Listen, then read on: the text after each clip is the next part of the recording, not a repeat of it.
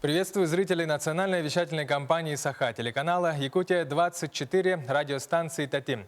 Меня зовут Влад Давыдов. Вы смотрите в прямом эфире отчет правительства Республики Саха-Якутия. Сегодня речь пойдет о ряде важных вопросов для жизни республики и ее населения. Это строительство, экономика, промышленность, архитектура, занятость населения и многое другое. Позвольте представить участников сегодняшнего эфира. Прежде всего, это первый заместитель председателя правительства Республики Саха-Якутия Кирилл Евгеньевич Бычков. Добрый день. Также в нашей студии сегодня присутствуют министры, руководители госкомитетов и управлений. Позвольте их тоже вам представить. Это министр экономики Республики Саха-Якутия Майя Андреевна Данилова. Министр строительства Республики Саха-Якутия Павел Павлович Калачанов. Министр промышленности и геологии Республики Саха-Якутия Максим Викторович Терещенко. Руководитель управления архитектуры и градостроительства Республики Саха-Якутия Ирина Дмитриевна Алексеева. И председатель Госкомитета Республики Саха-Якутия по занятости населения Степан Иванович Москвитин. Уважаемые зрители, в первой части программы я коротко побеседую с участниками эфира. Затем во второй части программы мы будем принимать звонки от вас, уважаемые зрители, в прямом эфире. Специально для этого мы организовали работу колл-центра. Там работает моя коллега Саргалана Неустроева. Саргалана, добрый день. Расскажи, пожалуйста, как у нас организована работа. Добрый день, уважаемые телезрители. Наш колл-центр начинает свою работу. Звонки принимаются по номеру 320111. Это многоканальный телефон с 4 станциями, на каждой из которых работает специалист. Вопросы принимаются на 2 языках, на русском и на якутском. Наиболее актуальные вопросы будут озвучены в прямом эфире. Наши редакторы перезвонят вам. Будьте готовы озвучить волнующий вас вопрос. Также параллельно на рабочих местах находятся заместители министров и руководители подведомственных учреждений и организаций, которые готовы ответить на ваши вопросы. Я буду периодически подключаться и рассказывать, сколько всего вопросов и по каким темам поступило. Влад? Саргалана, спасибо. Я напомню зрителям, что до эфира в течение последних дней вопросы от зрителей, от жителей Якутии принимались и через портал OneClick Якутия. Эти вопросы тоже сегодня прозвучат. Позвольте начать прямой эфир с просмотра видеосюжета, подготовленного с моими коллегами с телеканала Якутия-24. Внимание на экран.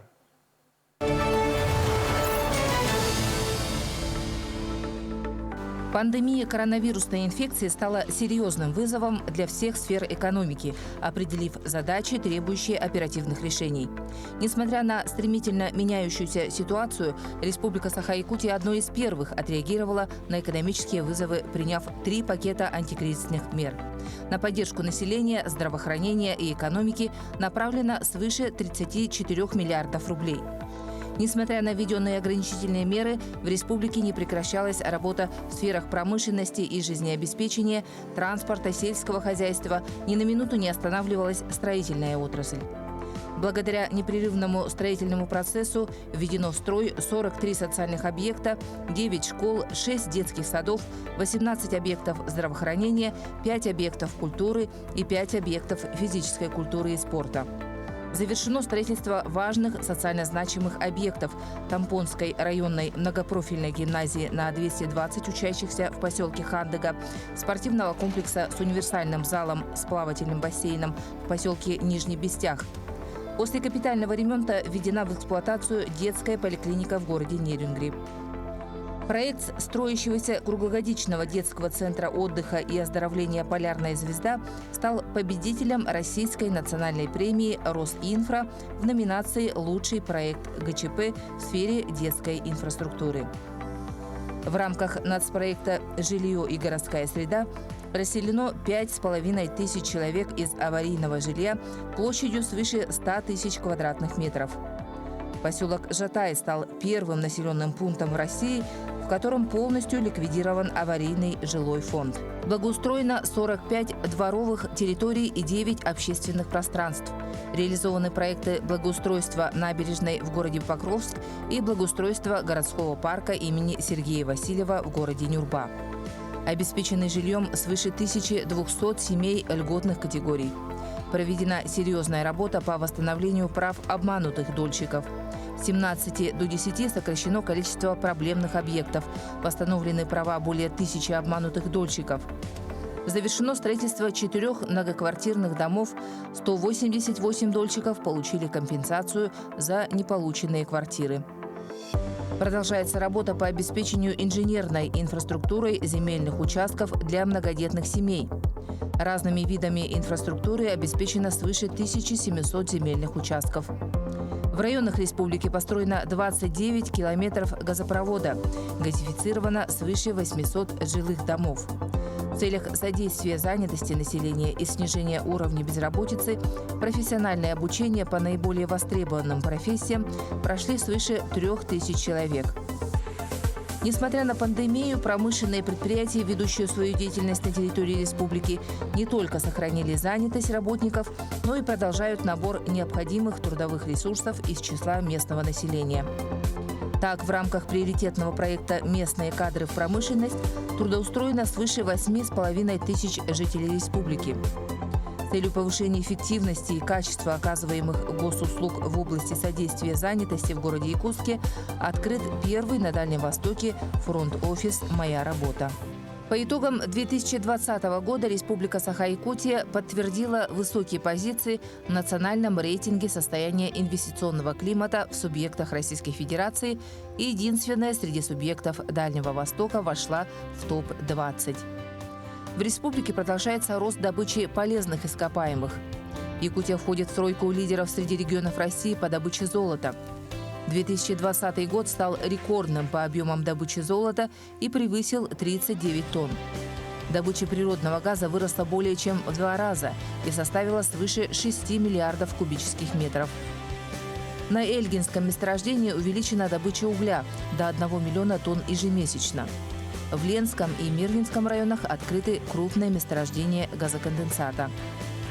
Завершено строительство крупнейших производственных объектов.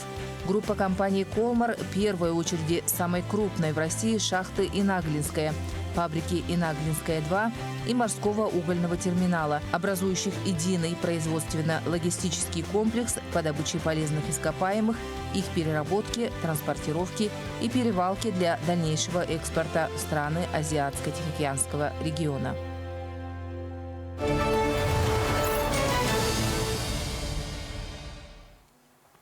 Кирилл Евгеньевич, прошлый год был беспрецедентно непростым во всех отношениях. И какие меры были предприняты для недопущения кризиса в экономике республики? И как вы в целом оцениваете 2020 год? 2020 год, конечно же, запомнится тем, что он был одним из непростых годов для всей нашей планеты. Одна, казалось бы, изначально небольшая проблема выразилась в конечном итоге в крупный кризис и повлекла за собой шлейф вопросов, которые потребовали незамедлительных решений. Пандемический кризис ударил, конечно, в первую очередь по экономике. Все основные экономические параметры подверглись значительному давлению, такие как валовый национальный продукт, который сократился, реальные доходы населения, рост безработицы, сокращение потребления, ну и, конечно, дефицит бюджета. В связи с этим работа правительства республики в первую очередь была направлена на восстановление экономического роста, уровня занятости и доходов населения, нормализация деловой активности, сокращение безработицы, а также работа с отраслями, которые максимально пострадали от пандемии. На поддержку в целом было направлено около 35 миллиардов рублей. Из них 7 миллиардов было направлено на поддержку наших системообразующих предприятий. 1 миллиард рублей был направлен на поддержку малого бизнеса. И 13 тысяч предпринимателей получили поддержку в разной форме. Это и субсидии прямые, это и налоговые льготы, и продление сроков уплаты налогов. На поддержку здравоохранения республики было направлено более 9 миллиардов рублей. И, конечно, для всей системы здравоохранения была колоссальная нагрузка в прошлом году. Выплаты и пособия получили 160 тысяч семей с детьми на сумму более 7 миллиардов рублей. И, конечно, беспрецедентными были меры по поддержке безработных, количество которых резко увеличилось, и было выплачено 57 тысячам безработных более 2 миллиардов рублей. То есть это те финансовые меры, которые были предприняты в прошлом году, чтобы очень быстрыми темпами снивелировать последствия пандемического кризиса, который произошел на всей планете. Благодаря, конечно, мерам удалось достичь ряд и выровнять ряд таких показателей, очень важных для нас, как удалось сдержать расширение, увеличение безработицы, удалось удержать снижение доходов населения, но, конечно, жесткий локдаун, который прекратил мобильность, прекратил передвижение, вызвал кризисы в отдельных отраслях экономики. Это и промышленность, это и, безусловно, строительство и транспорт. В связи с пандемией, с закрытием границ, многие рабочие, которые всегда исторически приезжали на территорию нашей республики в строительный сезон, оказались без возможности въехать на территорию нашей республики, а наш короткий строительный сезон диктовал необходимость быстрых решений этого вопроса. Для этого была расширена программа «Местные кадры в промышленность» на такие индустрии, как транспорт, дорожное строительство, жилищное строительство. И в конечном итоге было трудоустроено свыше 8,5 тысяч человек в прошлом году по данной программе, которая стала за прошлый год особо важной для нашей экономики. Также минимизация дефицита в кадрах привела к тому, что мы вынуждены были различные программы переориентировать на переквалификацию кадров, на переобучение кадров из смежных специальностей. Таким образом, нам удалось вот эти кризисные явления, которые были в строительной отрасли, практически полностью нивелировать и ввести в срок и в том количестве, которое было запланировано, 43 социальных объектов в прошлом году, что для нас, конечно, было непростой задачей, и мы очень рады, что ее удалось выполнить. Ну и, конечно, поддержка застройщиков, тем застройщикам, которые участвовали в программах по переобучению граждан, те застройщики, которые нанимали безработных граждан на свои объекты, мы предоставили меры поддержки, это и налоговые преференции в виде освобождения от транспортного налога, от налога на имущество, ну и также сниженная ставка в размере 5% по упрощенной системе налогообложения.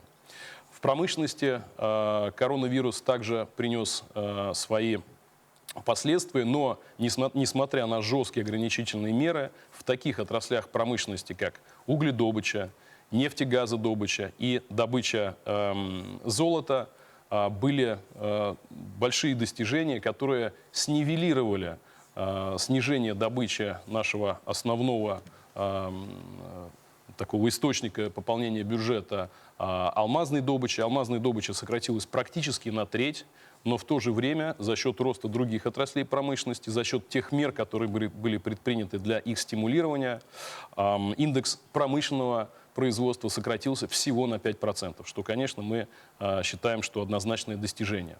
В целом мы справились с поставленными задачами непростого 2020 года, но, конечно, очень много еще предстоит сделать, и мы расписываем наши планы далеко вперед, и такое планирование, такое четкое прогнозирование позволит нам достигать наших целей и в будущем.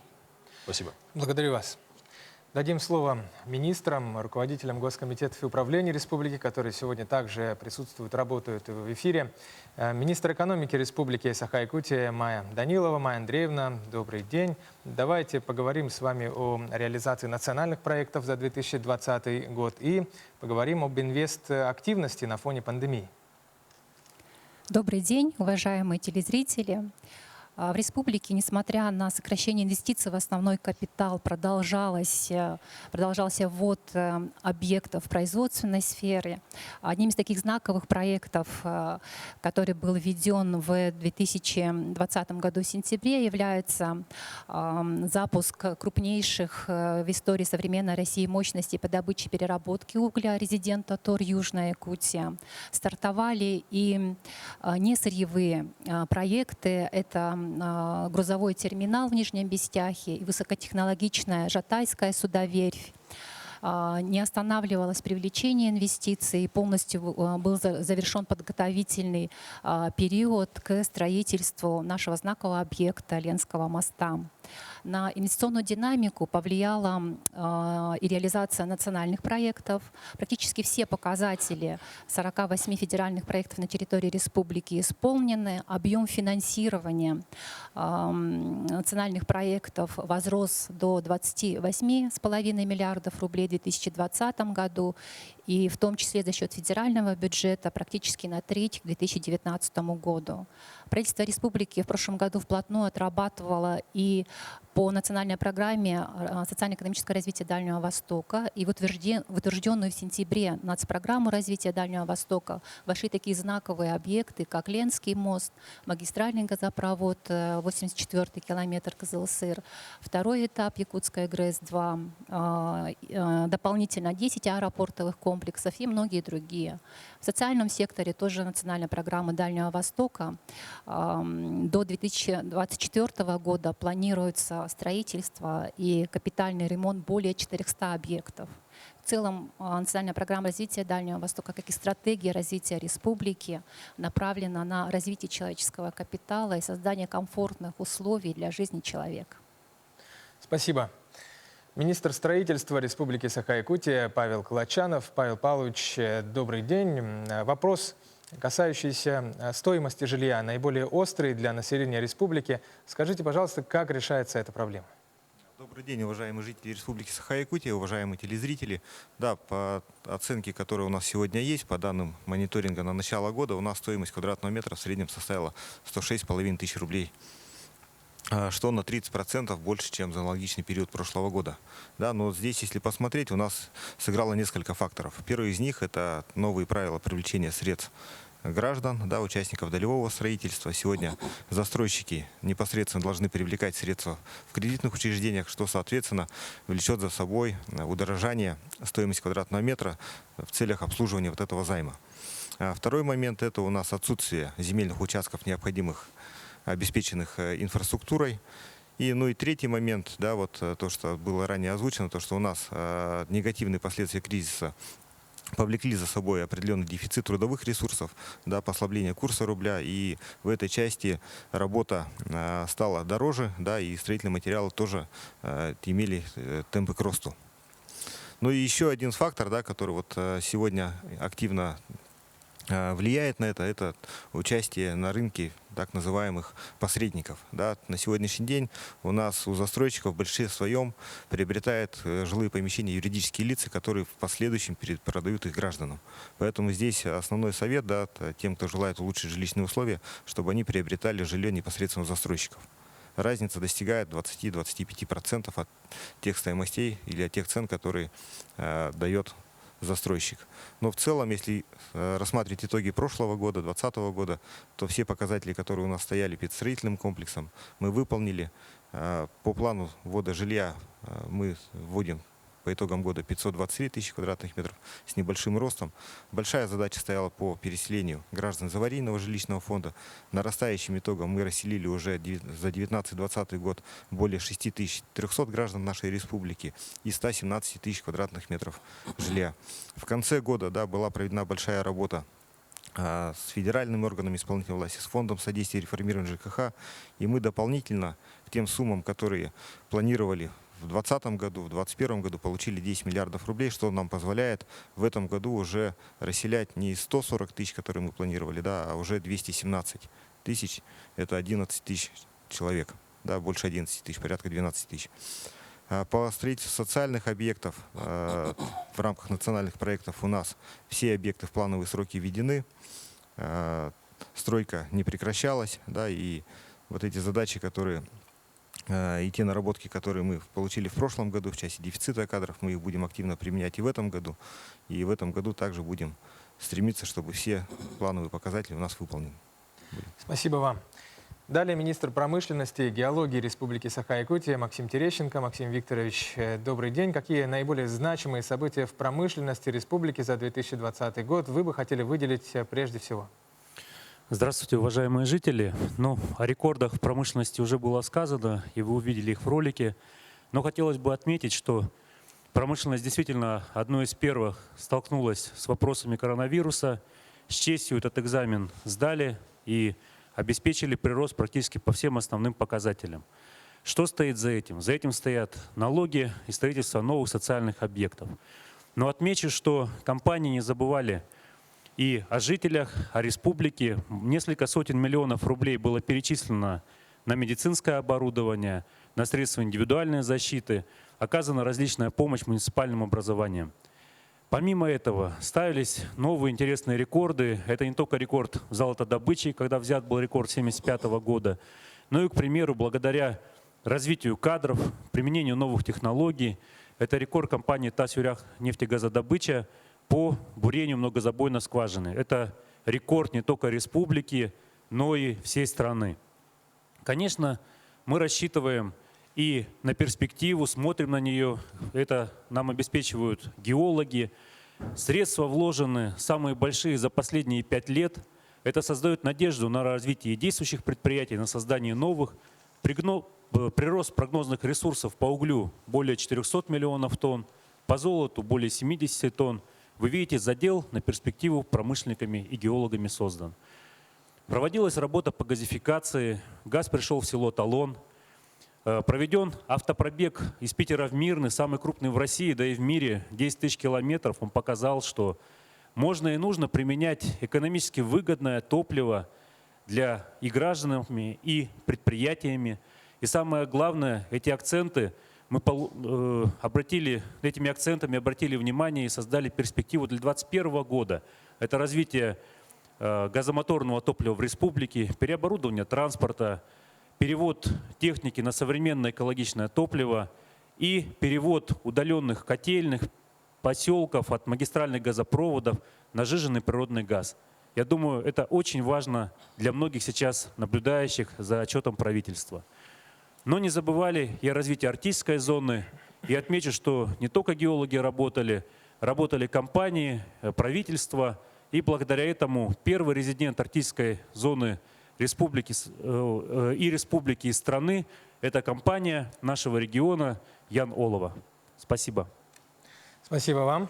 Вопрос руководителю управления архитектуры и градостроительства при главе Республики Саха-Якутия Ирине Алексеевой. Ирина Дмитриевна, добрый день. Поговорим о комфортной городской среде. Какие проекты реализованы и внедрены за 2020 год? Пожалуйста. Добрый день, уважаемые жители республики, участники прямого телеэфира. 2020 год действительно стал знаковым в реализации программы регионального проекта формирования комфортной городской среды. Сегодня национальный проект «Жилье и городская среда» одним из ключевых показателей национального проекта видит повышение индекса качества городской среды, увеличение доли городов с благоприятной городской средой и, например, такой показатель, как увеличение доли вовлечения самих жителей в процессы формирования комфортной городской среды. И вот те проекты, которые в 2020 году реализованы, они, конечно, наглядно показывают, что, несмотря на относительно небольшую финансовую емкость этой программы, эффект от реализации проектов очень весомый и серьезный, потому что в эти проекты вовлекаются максимальное количество жителей. Еще в 2019 году, например, жители города Покровска, впервые участвуя в наших воркшопах, обсуждениях, не верили, что эти проекты могут быть реализованы. Но, например, участие в конкурсе «Всероссийском малые города и исторические поселения» позволило дополнительно привлечь средства на реализацию 5 проектов в Республике Саха-Якутия. Так, в 2020 году мы реализовали проект набережной, благоустройство набережной в городе Покровске, благоустройство городского парка в городе Нюрба. В 2020 году мы также привлекли средства на благоустройство еще 2 крупных общественных пространств в городах Республики Саха-Якутия. Это город Верхоянск, по которому сейчас уже начаты работы, и город Среднеколымск. Кроме того, что мы занимаемся городами, конечно же, активная работа ведется и по сельским поселениям. Так, например, село Бердигистях стало пилотным проектом по реализации проекта «Дизайн-кода» для сельских поселений. И в рамках подготовки к играм Манчары сегодня отмечается очень серьезный, весомый подъем и жителей, и их участие в разных проектах. И прежде всего эти проекты влияют на комплексное развитие территорий. Управление архитектуры и градостроительства видит своей задачей повышение индекса качества по всем параметрам. И, например, в 2020 году нами согласовано более 150 проектов в части архитектурно-градостроительного облика, например, по программе «Комплексное развитие сельских территорий». В конце 2020 года главой принят указ об объединении 4 государственных программ в одно направление «Города и села». И сегодня, наверное, серьезные финансовые возможности появляются именно в части благоустройства наших городов и сел. Спасибо. Спасибо. Также у нас в студии Степан Иванович Москвытин, председатель Госкомитета Республики по занятости населения. Степан Иванович, добрый день. Стоит вопрос роста безработицы в республике. Как решается эта проблема? Здравствуйте, уважаемые телезрители. Действительно, пандемия очень сильно ударила по рынку труда в качестве роста безработицы. В целом в мире, в России, у нас в республике Саха-Якутия. Поэтому, конечно, был принят такой важный комплекс мер по снижению безработицы на федеральном уровне и на уровне республики Саха-Якутия. Вот федеральным правительством были совершенно упрощены процедуры постановки на учет. Вы знаете, все это происходило дистанционно через портал «Работа в России».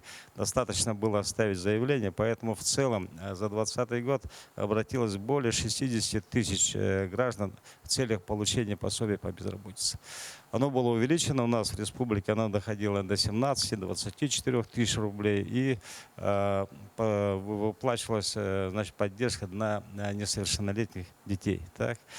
В этом году, конечно, в прошлом году, извиняюсь, конечно, мы обеспечили более 55 тысяч человек вот пособием по безработице. Конечно, это все-таки внесло определенный, значит, вклад в поддержку населения.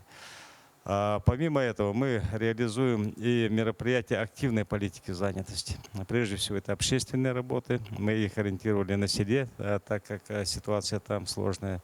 Более 2600 человек было, значит, охвачено общественными работами. Это детская занятость. Во время, значит, пандемии в некоторых улусах, где это позволяла обстановка, мы эту программу также реализовывали. Более 2500 детишек, значит, отработали, получили заработную плату. Профессиональное обучение безработных, незанятых граждан – это тоже очень важное мероприятие, которое позволяет человеку, значит, более эффективно трудоустроиться. Около 3000 человек мы обеспечили профессией. Самозанятость, работа с гражданами с инвалидностью по их трудоустройству. Более 300 человек было трудоустроено. Так. То есть эта вся политика, она, конечно же, реализовывалась. Так. Помимо этого, ну, сегодня республика знает о том, что проект «Местные кадры в промышленности», он набирает обороты. Сегодня сотрудничество идет с 39 компаниями, и недропользователями, и строителями, и так далее, которые, вот, ну, скажу, что вот охотно принимают местное население. Так? Поэтому более 8700 человек в этом году мы трудоустроили. То есть все показатели, они в этом году выполнены. Поэтому если мы говорим об уровне безработицы, так, он у нас действительно подскочил, но не так страшно, как в целом по Российской Федерации. Он у нас вырос по наблюдениям Сахастата на 0,5%. Так, если он в июле, в августе доходил до 7,7%, постепенно к концу года он снизился до 7,4%. Это неплохой показатель, что отмечает и Министерство труда Российской Федерации, о том, что в принципе в республике мы с этой темой справились успешно. Так. Поэтому впереди стоят новые задачи, конечно, поэтому мы будем, как говорится, бороться с безработицей. Не только Госкомитет, но и правительство в целом в этом направлении работает. Спасибо. Благодарю вас. Итак, уважаемые зрители, сейчас мы начнем основную часть отчета правительства, а именно прием звонков от жителей республики. Мы работаем в прямом эфире. Для приема звонков мы организовали работу колл-центра. Там работает моя коллега Саргалана Неустроева. Саргалана, есть ли уже звонки? Пожалуйста, тебе слово. Предварительно был организован сбор вопросов через колл-центр и портал One Click Якутия. Пока за полчаса прямого эфира поступило около 40 вопросов. Если проанализировать их содержание, то можно сделать вывод, что граждан больше всего интересуют вопросы по линии программы переселения из ветхого и аварийного жилья, по благоустройству дворовых территорий, по газификации и по строительству социальных объектов. Напоминаю, что на ваши вопросы отвечают заместители министров и руководители подведомственных организаций. Ну а номер горячей линии 32 01 11. Я подборку с портала One Click Якутия для вас озвучу. Туда тоже поступали многочисленные вопросы от жителей. И наиболее актуальные я озвучу для первого вице-премьера Кирилла Бычкова и его коллег. Итак, у нас вопрос по компании «Алроса». Кирилл Евгеньевич, понятно, что «Алроса» — это наше все, главная алмазная компания. Многое зависит от бюджета Якутии, от компании «Алроса». Какая сейчас ситуация в компании, сколько добывать собираются и какие дивиденды мы получаем, спрашивают жители. Спасибо за вопрос. Ну, действительно, компания «Алроса» — это один из основных источников пополнения доходной части нашего бюджета республиканского. Доходит эта цифра до 40%. Конечно, прошлый год негативно повлиял на ситуацию и с добычей алмазов, и с реализацией алмазного сырья, ну и, конечно, с производством бриллиантов, спрос на которых драматическим образом упал, особенно во втором квартале прошлого года. В целом скажу, что «Алроса» для нас является и крупнейшим социальным партнером, и многие социальные объекты, многие программы и мероприятия, которые осуществляются в республике, они осуществляются с помощью средств компании «Алроса». Поэтому здесь в рамках договора о социально-экономическом развитии мы планируем, конечно, это сотрудничество развивать и расширять. В части цифр могу сказать, что в 2020 году добыча алмазов сократилась более чем на 20%. И выручка от суммы добытых алмазов составила только лишь 2,3 миллиарда долларов. В этом году, сразу скажу, что по прогнозам мы планируем превысить показатели 2020 года и должны выйти на объем реализации алмазного сырья около 3 миллиардов долларов, что, конечно, увеличит и поступление в бюджет, в консолидированный бюджет республики. Мы считаем, что они вырастут кратно, более 3 раз. Но в целом, уважаемые жители, скажу вам такую отрадную информацию для нас, что наша компания пережила кризис. Ну, я считаю, что уже его пик точно позади. Мы надеемся, что в этом году будут только повышательные тенденции. Она его пережила лучше, чем другие игроки отрасли, мировые игроки отрасли алмазной добычи. В целом это было реализовано с помощью тех молниеносных мер, которые приняла и сама компания для своих работников, и для своих производств, и для своей добычи, а также, конечно, поддержка со стороны республики. Поэтому мы рассчитываем, что этот наш такой источник, он будет продолжать нам давать возможность для реализации, прежде всего, конечно, наших социальных программ. Спасибо. Уважаемый редактор, есть ли у нас звонки в студию? Да, мне сообщают, что звонки есть. Здравствуйте, алло, мы вас слушаем. Ваш вопрос. Представьтесь, пожалуйста. Алло, добрый день.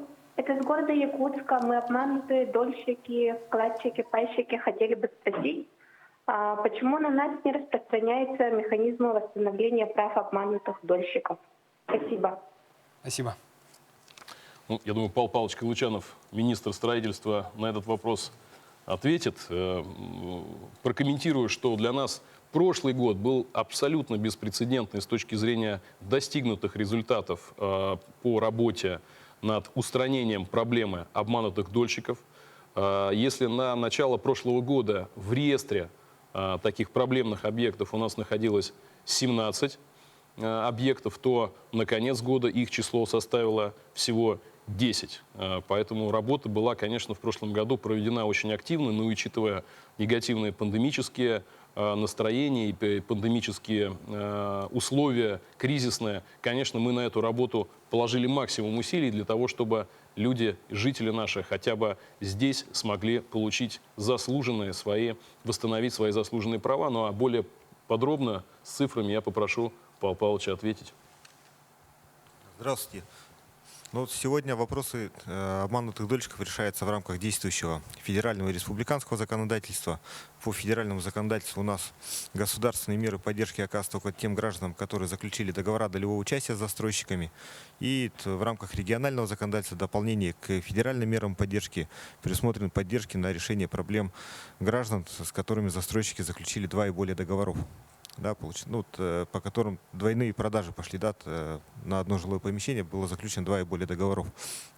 Как отметил Кирилл Евгеньевич, да, мы на сегодняшний день имеем 10 проблемных объектов, по которым граждане заключили договора долевого участия на жилые помещения.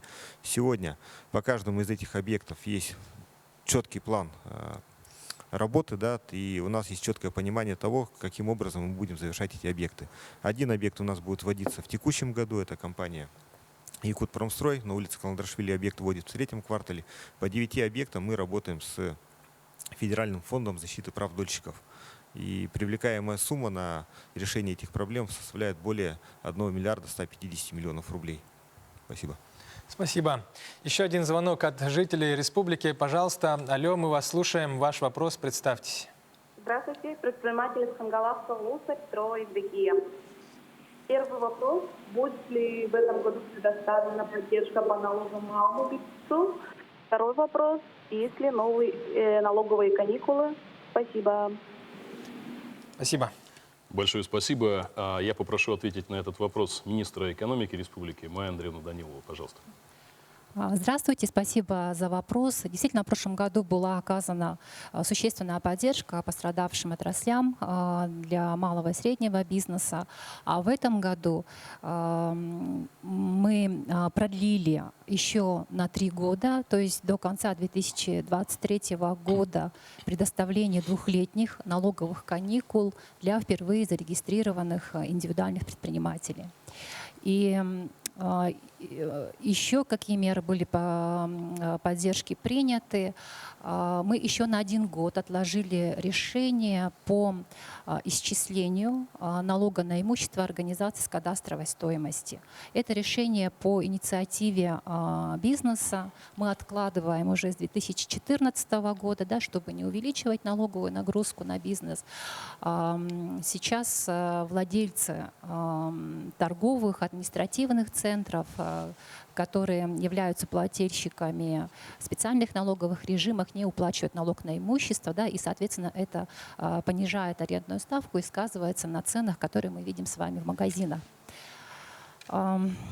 В конце года тоже был принят ряд решений, связанных с тем, что на федеральном уровне был отменен единый налог на вмененный доход. Этот налог очень был популярным среди наших налогоплательщиков, и мы предприняли максимум усилий, чтобы этот переход состоялся с минимальными потерями. Да, по УСН установлены самые минимальные возможные ставки. По патентной системе налогообложения потенциально возможный годовой доход мы не увеличивали. Да, и при этом с учетом решения, которое было принято на федеральном уровне, стоимость патента индивидуальный предприниматель может уменьшить на страховые взносы.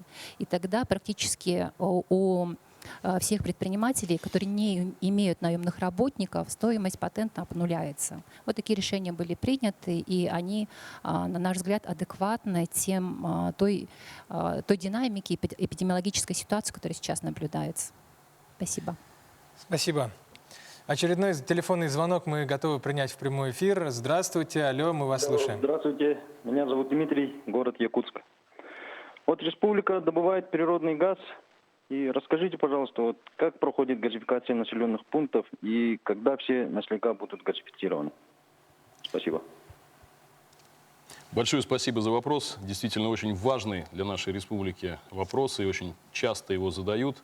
Максим Викторович Терещенко, министр промышленности и геологии республики. Пожалуйста. Дмитрий, вопрос действительно интересует многих, и акцент на нем ставится несколько последних прямых эфиров и главы и членов правительства. Скажу так, газ не может прийти во все муниципальные образования, потому что есть понятие топливно-энергетического баланса, но где у нас имеется своя собственная газопроводная система, проведена «Сила Сибири» по территории республики. Это, соответственно, и новые возможности, и решение существующих проблем. Я отмечу, что мы в самые ближайшие дни ожидаем и недели решения по инвестиционной программе, а это, соответственно, решение давно уже затянувшейся проблемы с дефицитом газа города Якутска и, соответственно, ближайших пригородов.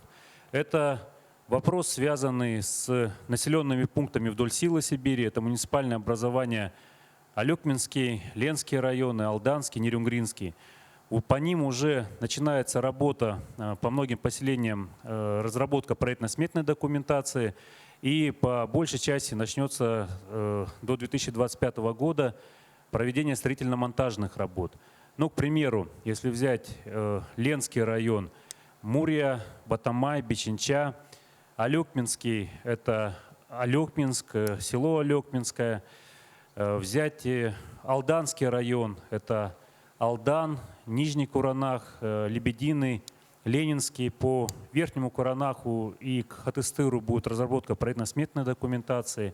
По Нерюнгринскому району это и Енгра, и село Чульман. Помимо этого, в этом году, согласно посланию главы в адрес Государственного собрания Илтумен, начнем работу по автономной газификации. Это новые перспективы, новые возможности. Начнем мы с пилотного поселения села Качекацы. Конечно, есть еще ряд вопросов. Реализуется программа, пилотная программа по переводу централизованного отопления на индивидуальное газовое. И в 7 населенных пунктах будет проводиться хорошее, важное для сельчан субсидирование перехода на газ. Это кратко о резюме программе. Спасибо.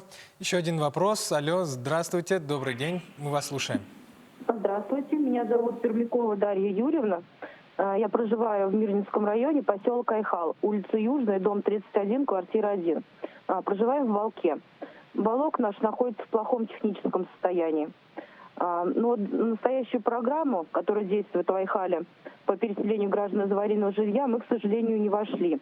Но в администрации нам сказали, что есть программа по переселению граждан из непредназначенных для проживания строений, которые были созданы в период промышленного освоения Сибири и Дальнего Востока. Но по условиям действующей программы расселяют только нежилые балки. Вопрос. Планируется ли внесение изменений в эту программу и смогут ли принять в ней участие балки, которые в настоящий момент уже признаны жилыми? Спасибо. Давайте я отвечу на этот вопрос. Вопрос на самом деле очень важный. И те жители нашей республики, которые поколениями проживают в непредназначенных для проживания строениях, которыми как раз являются балки. Эта проблема сейчас на федеральном уровне поставлена очень остро. Но, к сожалению, действительно, действующая редакция положения программы не предусматривает возможности финансирования переселения людей из тех непредназначенных для проживания строений, которые являются жилыми. Такие меры пока используются только для тех объектов, которые признаны действительно нежилыми. Это, я считаю, что очень большое противоречие. И глава нашей республики Айсан Сергеевич Николаев неоднократно в течение прошлого года, как только появилась эта программа, выходил на федеральный уровень с тем, чтобы были приняты изменения в этот порядок, для того, чтобы и те помещения, которые в свое время были признаны жилыми, также вошли в эту программу, и, соответственно, люди из них были переселены. Мы рассчитываем, что в этом году эти изменения должны вступить в силу. Мы получили полное понимание федеральных властей. Более того, скажу, что такие же проблемы есть в ряде также северных регионов, которые в свое время осваивали быстрыми темпами свои территории, промышленные темпы которых были выдающимися. Эта проблема также существует, и эти регионы с нами действуют как бы в одном ключе, и мы считаем, в этом году эта проблема должна у нас решиться, и мы сможем, вот и мы сейчас 7 семей только смогли переселить, строения которых были нежилыми, то по жилым помещениям это 224 семьи, это более 400 человек, на которых выделяются федеральные средства 577 миллионов рублей. И с принятием этого изменения, этой поправки, мы будем иметь возможность незамедлительно приступить к переселению этих наших граждан. Спасибо. Напомню зрителям, что вы смотрите отчет правительства Республики Саха-Якутия в прямом эфире. 320111, телефон студии, по которому вы можете позвонить и задать вопрос гостям студии. Итак, еще один телефонный звонок у нас в эфире. Алло, здравствуйте. Елена Петровна Иванова, город Якутск. Слышала, что безработный гражданин может получить финансовую помощь на открытие своего дела. Куда можно обратиться с этим вопросом? Спасибо большое за вопрос. На самом деле, эта программа сейчас у нас большое значение имеет, и на нее делается очень большой фокус. Я думаю, что на этот вопрос с удовольствием ответит Степан Иванович Москвитин, руководитель, председатель нашего Государственного комитета занятости республики. Пожалуйста, Степан Иванович. Спасибо за вопрос. Действительно, такое мероприятие в рамках нашей программы по активной политике занятости оно есть. Называется «Поддержка самозанятости безработных граждан». Мы оказываем поддержку в размере 152 тысяч рублей на открытие собственного дела. Так? Что для этого нужно? Для этого нужно встать на учет через портал «Работа в России», зарегистрироваться и подать заявление. Мы будем рассматривать это заявление. Если у вас, допустим, нет опыта работы, вы не знаете, как открыть собственное дело, есть курсы основ предпринимательской деятельности, на которые мы вас направим, 10-дневные курсы. Так? Эта поддержка, она, предоставляется на конкурсной основе, не просто так, как говорится. Но и, конечно, вы должны подготовить бизнес-план. По месту проживания надо подойти дистанционно или подойти в центр занятости. Работают комиссии. Комиссии, они межведомственные, там представители и администрации и так далее. И вы должны защитить этот бизнес-план. После этого вы регистрируетесь в качестве индивидуального предпринимательства и, получаете эту поддержку. Сегодня этот вопрос очень такой актуальный, именно в связи с тем, что в прошлом году был принят закон новый о профессиональном налоге о профессиональном доходе. И вот тема самозанятых граждан, она в целом по стране у нас в республике очень актуальна и, развивается. Я думаю, что мы вас поддержим. Вам надо просто обратиться в наш центр. Спасибо. Спасибо. Напомню нашим зрителям, что десятки вопросов поступают, и мы ввиду ограниченности времени принять в студию можем не каждый из них, но в режиме видеоконференц-связи прямо сейчас заместители министров учреждений республики сидят и отвечают прямо в прямом эфире зрителям, которые задают вопрос по телефонному звонку. Поэтому обращаем на это тоже внимание. Итак, в прямом эфире тоже звонки к нам идут в студию беспрерывно, и мы очередной вопрос слушаем. Здравствуйте. Алло, здравствуйте, меня зовут Алена Ивановна. Я вот живу в селе Майя Мирно-Хангаласской области и хотела бы с соседями благоустроить свой двор. И куда мне обращаться в таком случае? Спасибо. Алена Ивановна, спасибо за вопрос. Действительно, вообще в целом в Российской Федерации качеству жизни, комфортной городской среде сейчас уделяется особое значение. У нас уже несколько лет действует программа «Комфортная городская среда». Это очень крупный, но самое главное важный проект для всех жителей, потому что это видимые, это ощутимые, это сразу заметные изменения, которые они хотели увидеть уже очень давно. И не было возможности у муниципалитетов для того, чтобы быстро и качественно провести необходимые вам работы. Ну и мы, как все, как жители республики, конечно, нам приятно смотреть на те плоды, которые уже можно показать, но самое важное и самое большое — это то, что еще предстоит сделать для того, чтобы сделать нашу республику действительно комфортной для проживания. Я попрошу ответить на этот вопрос Ирину Дмитриевну Алексееву. Это руководитель управления архитектуры и градостроительства нашей республики, которая как раз занимается реализацией данной программы. Спасибо, Алена Ивановна, за вопрос. На самом деле этот вопрос волнует, наверное, многих жителей, которые хотели бы видеть благоустроенными территории, прилегающие к их жилым домам. Сегодня все муниципальные образования Республики Саха-Якутия разработали специальные программы муниципальные, в которых составили перечень всех дворовых территорий, нуждающихся в благоустройстве. Поэтому первое, что вы должны сделать, это обратиться в вашу администрацию муниципального образования села Мая и уточнить, вошел ли ваш двор в муниципальную программу. Также, кроме того, что средства выделяются именно по линии программ, есть возможность участия, например, в программе поддержки местных инициатив. Это как раз методика инициативного бюджетирования, когда только от жителей зависит, как быстро можно реализовать те или иные проекты. Здесь, конечно, нужна большая активность самих жителей. И, как мы знаем, программа поддержки местных инициатив – это и вопросы софинансирования, собственно говоря, и по формированию комфортной городской среды. Также есть вопросы софинансирования. То есть все зависит прежде всего от активности самих жителей. Поэтому еще раз рекомендую в первую очередь обратиться в администрацию. И уже через администрацию вы можете получить финансирование по линии государственной программы формирования комфортной городской среды. Благодарю вас. Телефонный звонок в студии. Здравствуйте. Представьтесь, пожалуйста, ваш вопрос. Добрый день. Харитонова Ирина, город Томот, Алданский район. У меня такой вопрос. В 2019 году мой дом попал в программу переселения граждан из аварийного жилищного фонда на 2019-2025 годы.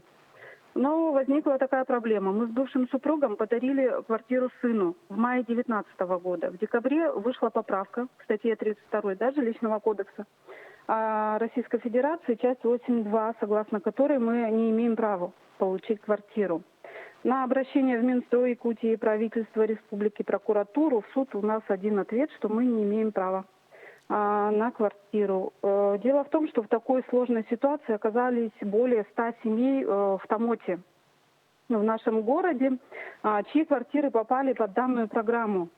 Многие приобретали квартиры за материнский капитал, и, соответственно, сумма компенсации очень маленькая. Также брали кредиты под большие проценты.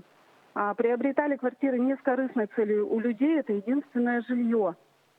Наш город маленький, и большинство жилого фонда, это более 90%, оно является аварийным. То есть новые дома строятся как раз-таки вот по программе переселения. Купить в Томоте квартиру в нормальном доме практически невозможно. Поправка вышла в декабре 2019 года, а все сделки по купле-продаже, дарственные, они оформлены до этой даты.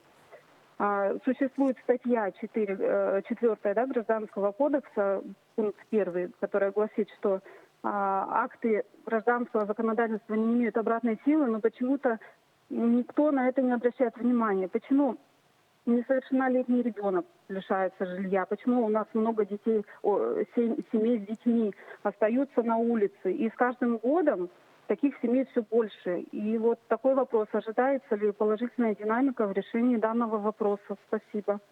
Спасибо. Вопрос сложный, Кирилл Евгеньевич. Давайте на сложный вопрос тоже я опять отвечу, потому что действительно вопрос крайне остро стоит. И на самом деле понятно, почему такие поправки были внесены, чтобы избежать различных злоупотреблений, связанных с реализацией программы переселения. Но, конечно, как и при любых оградительных таких вот юридических мерах, пострадали люди. К сожалению, таких случаев у нас в республике достаточно много. И прежде всего те, кто имеют единственное жилье, таких граждан нам хотелось бы вывести из этой зоны дискомфорта. В связи с чем в прошлом году, опять же, главой республики Александром Сергеевичем Николаевым были направлены ряд инициатив для того, чтобы внести соответствующие поправки в жилищный кодекс, чтобы те граждане, для которых жилье является единственным, чтобы они смогли получить в полной мере все возможности по переселению в рамках программы. Потому что сегодня, конечно, они могут только рассчитывать на те средства, которые они потратили на приобретение такого жилья. Мы все понимаем, что за такие деньги ничего путного в их населенных пунктах приобрести не получится. Поэтому мы рассчитываем, что также эта инициатива будет в этом году реализована. Мы на это делаем очень большой упор. И пока она не будет введена в действие, мы будем продолжать на эту тему на всех площадках выступать. Но я думаю, что в конечном итоге за этот год удастся решить эту проблему. И те жители, которые попали в такую ситуацию, они также получат все преимущества и равные права с теми гражданами, которые участвуют у нас в программе переселения. Спасибо. Вопросы от якутян продолжают поступать. Алло, здравствуйте, мы вас слушаем. Добрый день. Меня зовут Сергей Ермолаев из города Якутска. У меня вопрос, почему стоимость строительства объектов в рамках государственно-частного партнерства очень высокая у нас в республике? И что за механизмы это? Спасибо. Спасибо за вопрос. Ну, действительно, государственно-частное партнерство – это отличный инструмент для того, чтобы в быстрые сроки ввести необходимые нам, прежде всего, социальные объекты.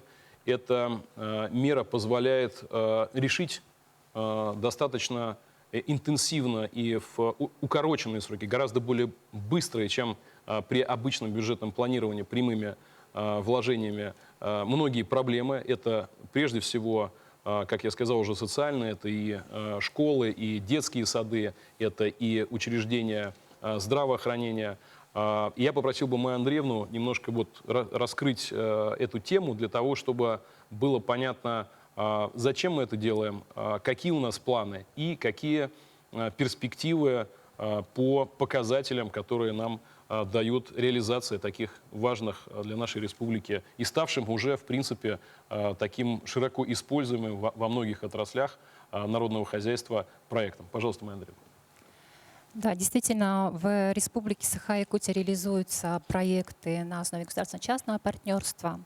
Сейчас у нас заключено 22 соглашения на создание 34 объектов социальной сферы. Да, из них 23 объекта уже введены в эксплуатацию.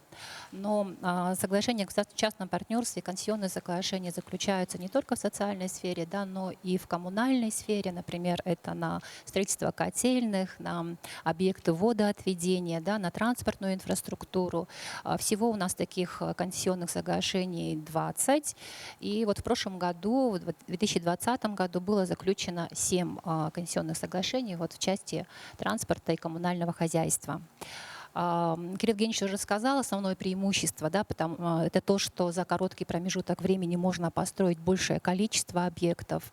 Человек, который спрашивает, он спрашивает, почему стоимость такая высокая. Да? Ну вот прямо сравнивать стоимость договора подряда, например, по прямому финансированию с стоимостью соглашения, это не совсем корректно, потому что в стоимость соглашения о государственно-частном партнерстве входит и затраты на проектирование, да, потом непосредственно само строительство, входит и обслуживание этого объекта в течение всего срока соглашения. У нас соглашения в среднем заключаются на 10 лет.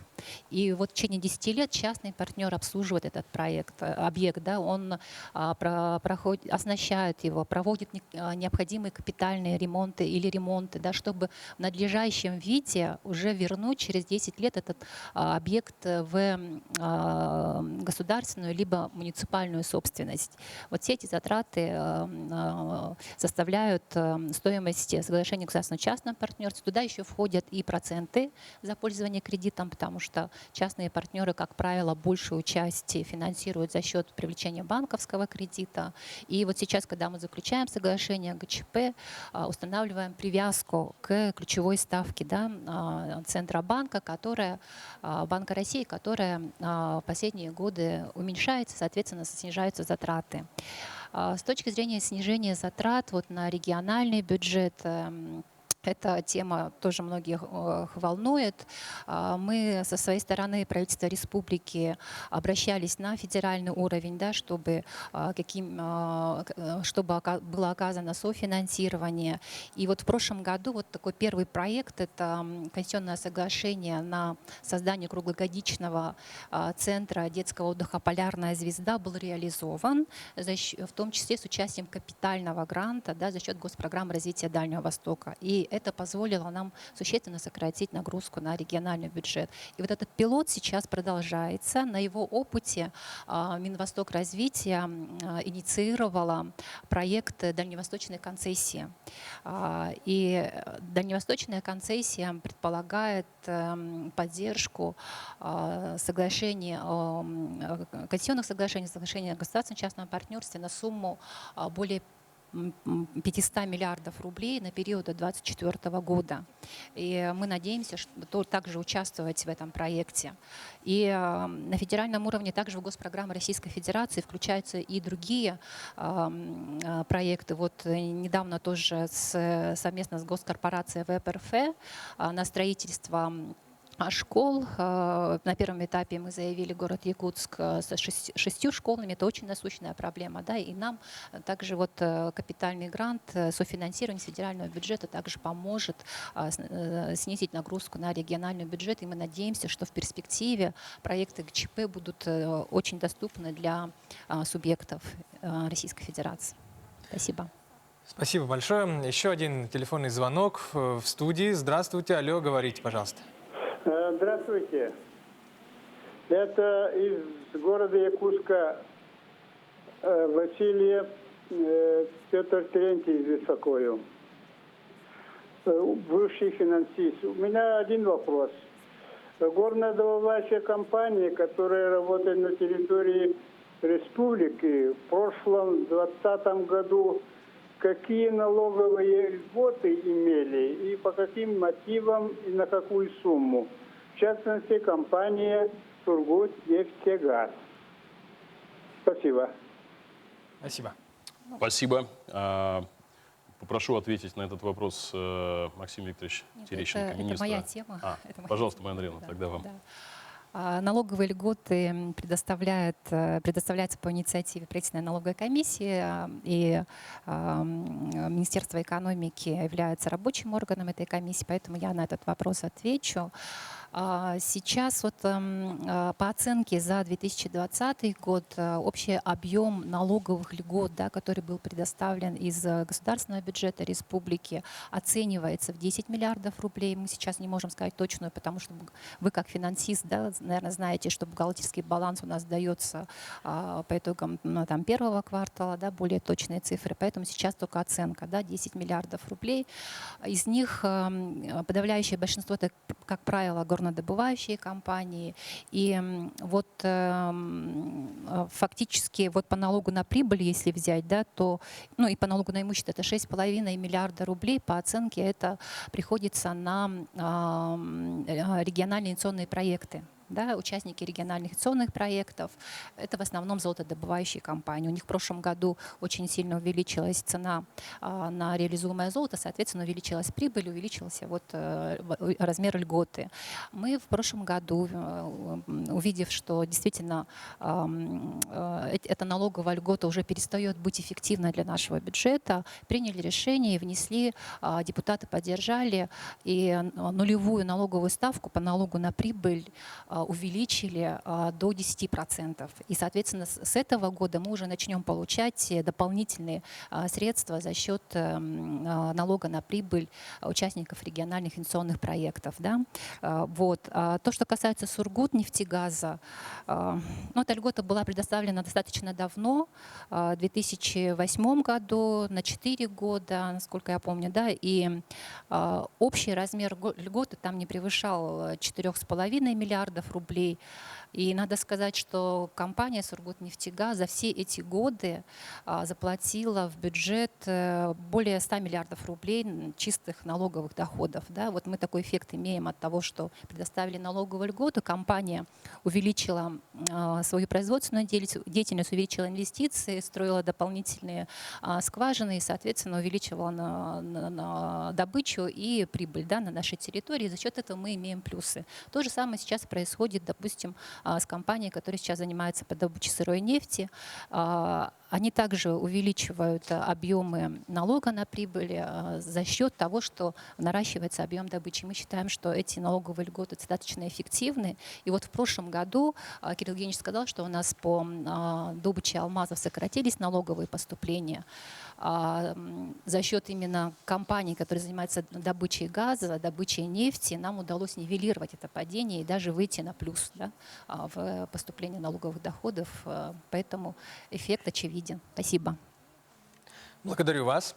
Ну а сколько за этот час эфира поступило вопросов от жителей республики? Какого они характера и каких направлений больше всего касаются? Об этом мы узнаем в колл-центре. Там работает моя коллега Саргалана Неустроева. Саргалана, тебе слово. К текущему часу в студию поступило более 60 вопросов. И помимо уже ранее озвученных тем, к самым интересующим гражданам вопросам прибавилось также вопросы об обманутых дольщиках и по трудоустройству людей с инвалидностью. Я напоминаю, что в ходе отчета правительства Якутии в течение месяца вопросы можно задавать также через портал One Click Якутия. Влад? Да, Саргалана, спасибо. Я также добавлю, что на те вопросы, на которые мы не успеем ответить в ходе эфира, будут даны ответы в течение месяца от министерств и ведомств республики. Итак, мы продолжаем прямой эфир отчета правительства. Звонки в студию принимаем, и мы слушаем очередной вопрос. Здравствуйте. Добрый день. Уважаемый Кирилл Евгеньевич, уважаемые министры, меня зовут Вера, мы молодая семья из Нигино-Кангаласского улуса. Хотели бы приобрести квартиру, но собственных средств не хватает. Хотели бы уточнить, в каких программах может участвовать молодая семья для улучшения жилищных условий? Спасибо большое за вопрос. Особенно важно для нас вот в свете поддержки молодым семьям. Мы все знаем, что сейчас меры, которые республика реализует для поддержки молодежи, для поддержки рождаемости, для создания комфортных условий для молодых семей, чтобы они не ждали, а сразу получили комфортные условия.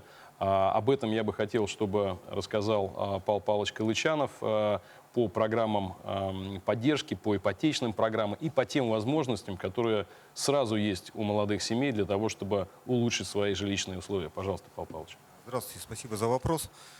У нас уже не один десяток лет, второй десяток лет работает программа обеспечения жильем молодых семей. В прошлом году в рамках данной программы улучшили свои жилищные условия порядка 430 семей, да, которые получают непосредственно прямые социальные выплаты из бюджетов федерального, республиканского и местного. Да. В этом году у нас на это мероприятие предусмотрено 159 миллионов рублей. Да. Мы считаем, что порядка 400 семей также могут получить возможность на улучшение своих жилищных условий. Критериями для участия в программе является это первое, да, это возраст, да, чтобы у семьи возраст супругов не превышал 35 лет. Второе, это необходимо, чтобы орган местного самоуправления признал вас нуждающимися в улучшении жилищных условий. Ну и третий критерий, это у нас платежеспособность, да, для того, чтобы вы могли с получением социальной выплаты в размере 30 либо 35%, да, привлечь, либо имея собственное накопление, получить или построить жилье, которое вы хотите. Это то, что касается самой программы. Есть у нас льготные ипотечные программы, да, это всем известная дальневосточная ипотека, по которой до 2% можно получить займ на строительство индивидуального жилого дома, на приобретение жилья на вторичном рынке в сельских территориях, да, и либо заключение договоров долевого участия, либо приобретение жилья на первичном рынке. Также у нас есть другие льготные ипотеки, это как сельская ипотека, где ставка составляет от 1,5%, и семейная ипотека, по которой ставка варьируется от 5 и 6% в зависимости от периода, когда родился первый, второй, либо последующий ребенок. Но более детальную информацию можно получить в кредитных учреждениях, которые работают по этим льготным ипотечным займам. А то, что касается программы обеспечения жильем молодой семьи, можете необходимые условия и условия участия в программе посмотреть на нашем сайте minstroy.sakha.gov.ru. Спасибо. Спасибо. Итак, еще один звонок. Здравствуйте, мы вас слушаем. Представьтесь. Здравствуйте. Сидорова Мария Тимофеевна, город Якутск. Моя дочь инвалид второй группы, имеет среднее специальное образование и хочет трудоустроиться. Есть ли какие-то специальные программы или мероприятия, способствующие трудоустройству граждан с инвалидностью? И куда ей обращаться? Спасибо. Пожалуйста, Степан Иванович Москвитин. Спасибо. Госкомзанятость. Ну, очень актуальный вопрос. Вопрос о содействии трудоустройству инвалидов, граждан с инвалидностью. У нас в приоритете. Так, в целом ежегодно в центры занятости обращается порядка 1300 граждан с инвалидностью в поисках работы. Но я хочу для телезрителей несколько пояснить. Конечно же, мы принимаем граждан с инвалидностью прежде всего с индивидуальной программой реабилитации и абилитации инвалида, которая, значит, выдается Бюро медико-социальной экспертизы, где прописываются, значит, виды работ, на которые он может работать. Так, это первое условия. И, значит, конечно, весь спектр услуг мы, повторюсь, предоставляем в первоочередном порядке. Есть программа, значит, сопровождения молодого инвалида. Если вот она молодой инвалид, ей необходимо обратиться по месту, значит, жительства, если это город Якутск, то, значит, в наш центр занятости через портал «Работа в России» на сегодняшний день. Так, и вот эта программа сопровождения молодого инвалида, она заключается в том, что мы заключаем, во-первых, находим, значит, место работы для инвалида и, значит, заключаем договор с работодателем на компенсацию части заработной платы в течение 3 лет и определяем, значит, наставника. Обязательно поможем. И, значит, конечно, есть у нас и мероприятия по поддержке работодателей, которые создают специализированные рабочие места для граждан с инвалидностью. Здесь мы работодателю тоже помогаем в размере 120 тысяч рублей. В целом, хочу несколько слов сказать о том, что задача, которую поставил глава Республики Саха-Якутия к 2024 году, обеспечить работой 50% трудоспособного населения граждан с инвалидностью. Да? У нас сегодня, по данным Пенсионного фонда, более 25 тысяч граждан с инвалидностью трудоспособного возраста. То есть мы должны обеспечить 12 тысяч.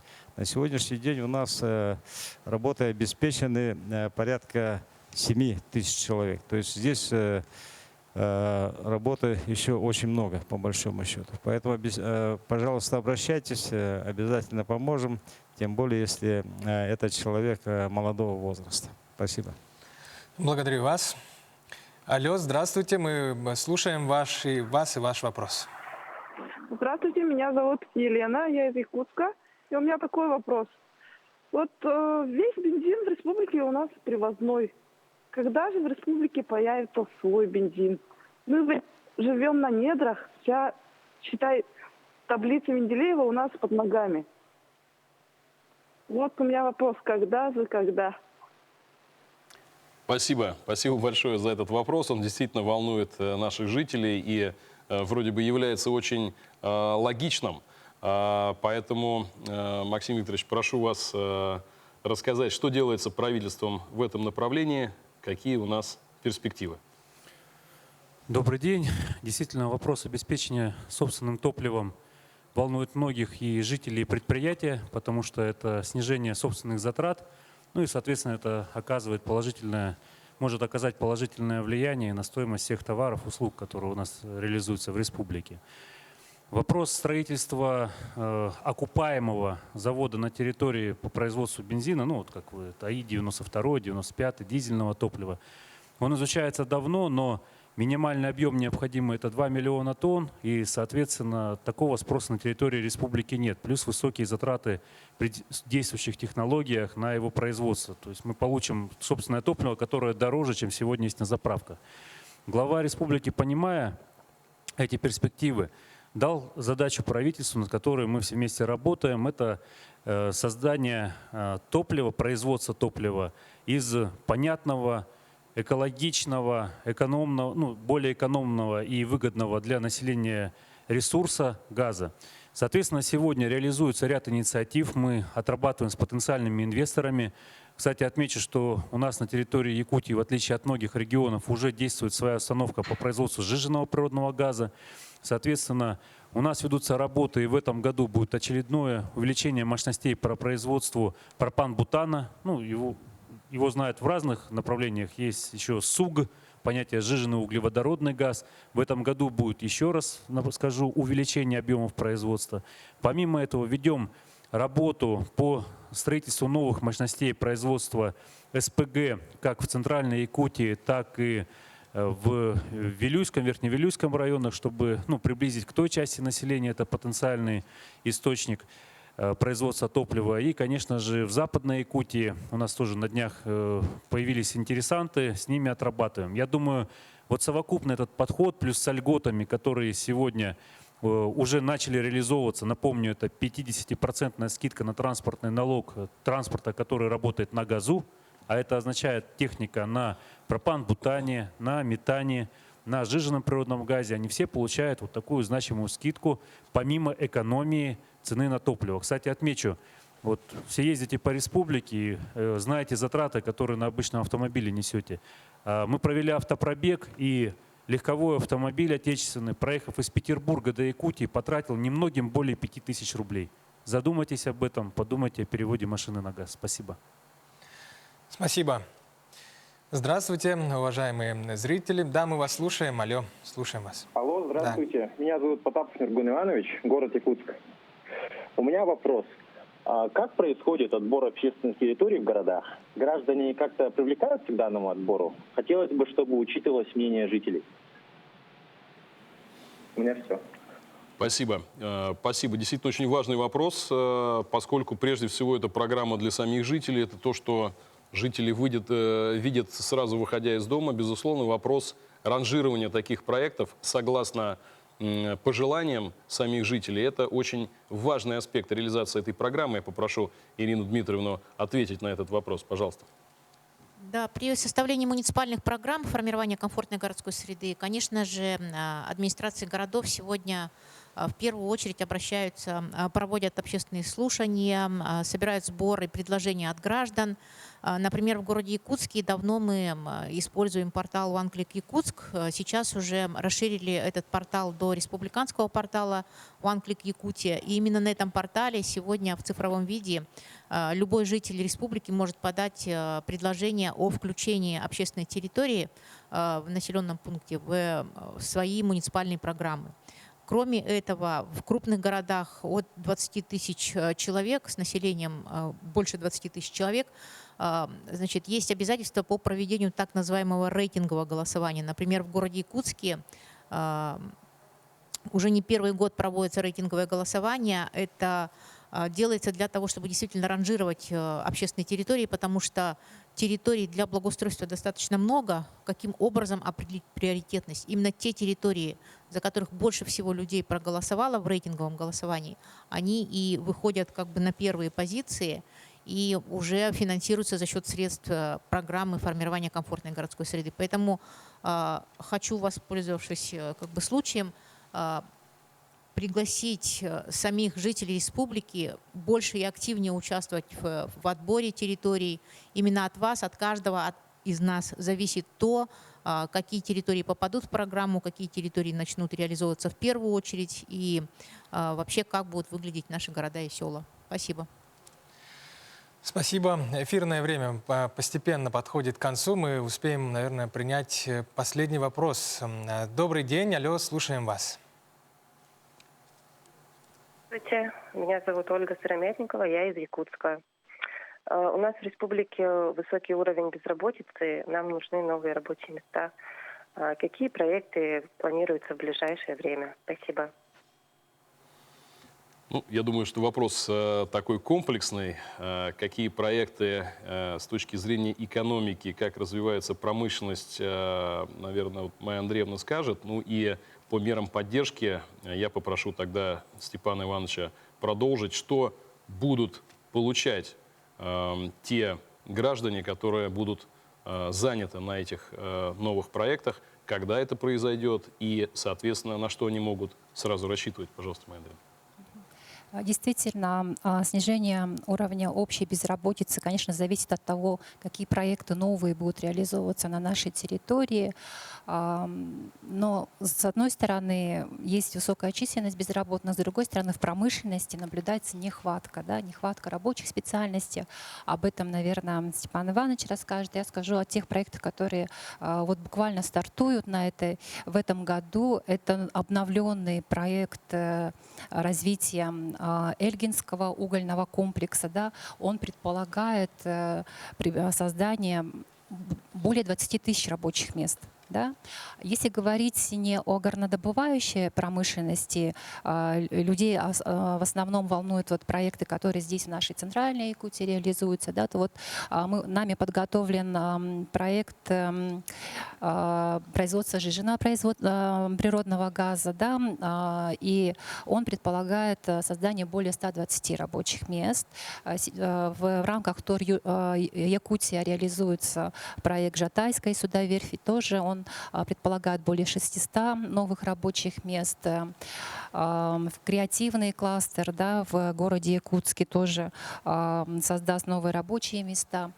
Туристический кластер. Сейчас якорные проекты реализуются, инициированы. Это Лена, полюс холода. И в Булунском районе тоже есть проект, который продвигает Министерство по делам предпринимательства. Эти проекты также будут предполагать создание более 100 новых рабочих мест. В целом, конечно, и введение в прошлом году налога на самозанятых, да, увеличит количество людей, которые будут самозанятыми. Поддержка предпринимательства, сельского хозяйства также будет способствовать тому, что будут созданы новые рабочие места в сельском хозяйстве, в малом бизнесе, в услугах. И на 2021 год примерно вот ориентируемся, планируем создать более 7 тысяч новых рабочих мест в несырьевом секторе. Спасибо. Действительно, проблемы на рынке труда и безработица – это проблемы системного характера. Так, и дисбаланс спроса и предложения рабочей силы, и их территориальное размещение, и, значит, по отраслям наши трудовые ресурсы, они распределены неравномерно. В этой связи, конечно, у нас системный подход, и задействованы не только Госкомитет занятости, но и все органы государственной власти, прежде всего Министерство промышленности, Министерство строительства, дорожного хозяйства и так далее, что дает сельского хозяйства, безусловно, что дает такой хороший эффект. Да? Мы сегодня совместно с Министерством экономического развития экономики нашей республики занимаемся очень точечным и детальным прогнозированием кадровой потребности на текущую, среднесрочную и долгосрочную перспективу. Так? Мы должны понимать очень четко, сколько нам, каких, значит, специалистов, какого уровня подготовки, качества подготовки сегодня необходимо подготовить и, значит, трудоустроить их. Так? Ну вот, как Майя Андреевна сказала, основной у нас на сегодняшний рост вакансий – это сфера промышленности, горнодобывающей промышленности и строительный комплекс, дорожное хозяйство, в том числе и здравоохранение. Да. Поэтому эту работу, безусловно, мы будем точно, значит, реализовывать и продолжать. И большое значение, конечно, здесь имеет профессиональное обучение граждан. Не только безработных, но и тех граждан, которые хотят получить новую профессию с тем, чтобы в дальнейшем трудоустроиться на эти предприятия. Да, это курсы краткосрочные, 2-3 месяца технического направления. Эта работа, она уже в таком межведомственном взаимодействии в целом правительством республики, она будет очень активно реализовываться в этом году. Так? Более того, на сегодняшний день республика разработала проект «Комплекс мер по восстановлению численности занятости населения до допандемического уровня». Что это такое? Ну, вы знаете, что глава государства поставил задачу к концу 2021 года нам обеспечить до допандемический уровень. То есть у нас уровень безработицы должен быть ниже 7%, 6,9%, а если еще меньше, то еще лучше. Так. Здесь мы рассчитываем на федеральную поддержку, довольно серьезную, и будут реализовываться мероприятия, которые стимулируют работодателя принимать на работу. Это возмещение затрат на заработную плату принимающих людей, там серьезные суммы. Это опять же профессиональное обучение. Я скажу, что более 60% безработных граждан, которые стоят у нас на учете, не имеют специальности и профессионального образования. Поэтому эту работу обязательно совместно с Минобразованием мы будем, что называется, очень серьезно актуализировать и наращивать. Так? И, конечно же, вот самозанятость. Вот опять же, мы сегодня с Министерством предпринимательства говорим о том, что нам необходимо развивать этот рынок, биржу самозанятых, которые могли бы и в том числе решать проблемы нашего строительного комплекса. То есть сегодня комплекс новых таких, я бы сказал, нестандартных, нелинейных решений, он подготовлен. И, конечно, мы его под руководством Кирилла Евгеньевича будем эффективно и решать, чтобы людей занятых у нас в республике было как можно больше. Спасибо. Спасибо вам. Давайте мы подведем итоги работы колл-центра. Сколько вопросов поступило, какого характера. Саргалана, пожалуйста, тебе слово. Уважаемые телезрители, напоминаю, что мы работаем в прямом эфире. Звонки принимаются по номеру 320111, либо через платформу One Click Якутия. Колл-центр работает без перерыва. На ваши вопросы в режиме ВКС отвечают заместители министров и руководители подведомственных учреждений. И всего за 1,5 часа работы отчета правительства в наш колл-центр поступило 92 вопроса. Влад? Саргалана, благодарю тебя и за работу колл-центра. Кирилл Евгеньевич, пожалуйста, в завершении эфира вам слово. Ну, я считаю, что очень живые вопросы прозвучали, очень важные, акцентные. Наверное, мы смогли осветить те основные направления деятельности, которые правительство нашей республики в своей работе считает важными, самыми важными. Здесь, безусловно, еще раз повторю, на этот год основными приоритетами является качество жизни, занятость. И, конечно, этот год, объявленный главой республики годом здоровья, это вопросы здравоохранения. Поэтому наши все программы, они нацелены на то, чтобы реализовывать и повышать качество жизни в этих очень важных областях. Ну и также я надеюсь, конечно, что те наши прогнозы, которые мы сейчас, о которых мы вам рассказали по промышленному производству, по развитию экономики, что они оправдаются, что мы сможем завершим выход из кризиса прошлого года, пандемического. И, конечно, что самое важное, продолжим устойчивый рост, который на протяжении последних лет мы наблюдаем. Поэтому я думаю, что мы все вместе с вами решим поставленные задачи. Влад, большое спасибо. Спасибо вам. Ну, уважаемые якутяне, я вам напомню, что в эфир сегодня отчета правительства поступило 92 вопроса. Не все из них, понятно, прозвучали в эфире, но по всем этим вопросам ответы будут даны министерствами, ведомствами республики в течение месяца. А на многие вопросы, на большинство из них уже даны ответы в ходе ВКС, видеоконференц-связи в режиме реального времени заместителями министров. Я благодарю первого заместителя председателя правительства Республики Саха-Якутия Кирилла Евгеньевича Бычкова. Благодарю вас за работу в эфире. Спасибо. И также благодарю ваших коллег. Сегодня это были у нас министр экономики Майя Данилова, министр строительства Республики Павел Клочанов, министр промышленности и геологии Максим Терещенко, главный архитектор Республики Ирина Алексеева, и глава госкомзанятости Степан Иванович Москвитин. Благодарю вас за участие.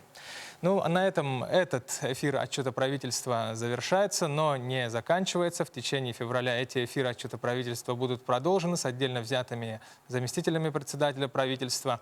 Проанонсирую завтрашний эфир в 11:00. В воскресенье будет эфир с участием заместителя председателя правительства Республики Саха-Якутия Сергеем Местниковым.